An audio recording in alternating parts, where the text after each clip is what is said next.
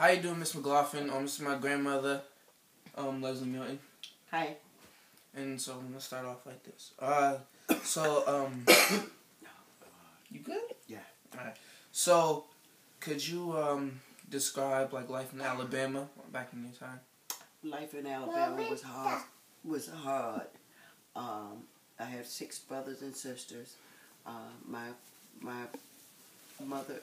father died when we were young, and my mother had to try to take care of us and raise us and try to keep food on the table. So, when you say keep, how is she doing that? Like, if getting jobs was so hard, how was like? She would go and clean white people's house. She'd make maybe $2 or $3 a day, and sometimes we didn't have the best of meals. We might have missed a couple of meals.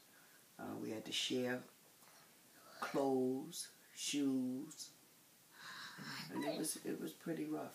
So, why did you guys come to Boston? Like, what did you guys see that was in Boston that wasn't in Alabama? It was better and more opportunities up here, and you could get more work. Like work. So when she came to Boston, what did she do for work? She still cleaned white people's house, and she came up by herself. She had a living job, and she would save up money and send for one kid at a time until we all got up here.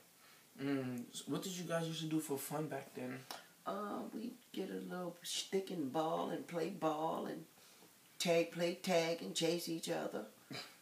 We didn't have no electronic games and stuff back then. I can see that. But what was some of like the major events and issues that was going on back then? There was a lot of racism.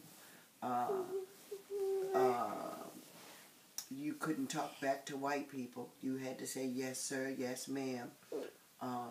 There were certain places that black people couldn't use the same bathroom as white people. You couldn't drink out the same faucet, and black people still had to go out the back door. What were some of the punishments if you didn't say yes ma'am, no sir? Oh, you could end up in jail, or the white people would beat you. Did that ever happen to you? No. So I was about to ask a question. If like after like slavery and all that, would you say life was much harder after slavery, or was it getting better? It was hard to say. It was still after slavery. It was still hard because you still had to work for the same white people, and it was a give and take sort of thing. You had a chance to move and go different places, but basically people stayed in their own area because that was the only environment that they knew. Yeah. Did Ma ever used to talk about plantation life? Yeah, they used to have to pick cotton. I actually picked cotton one time, and that was absolutely no fun because it was nothing but rows and rows of cotton, and there was no shade, nothing but sun. And when you're picking that cotton, you're picking prickles, things like thorn type things mess up your hands and stuff. So it was pretty hard. Well, thank you for being here for the interview, and see you later, Miss McLaughlin. And I just want to say one thing: life was a whole lot better because family was family. Kids did not talk back to their parents, and there was no child abuse because everybody could whoop your behind, your auntie, your uncle, your neighbors, and everybody else.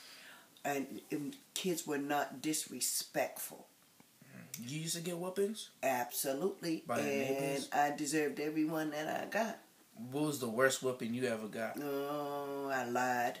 And I got the skin beat off me. But I knew not to lie again. Or at least not get caught. Alright. Bye, Miss McLaughlin. Thank you. Bye.